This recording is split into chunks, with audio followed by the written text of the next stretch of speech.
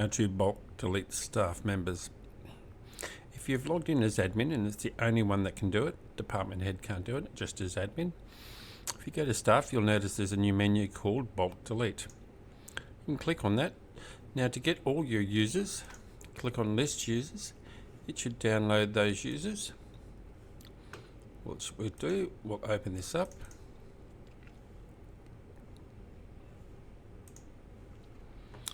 Once it's open, all we need to do then is go through and mark, as per it says here in column E, the ones that we want to delete. So if we actually put a Y in here and a Y in this one here and save,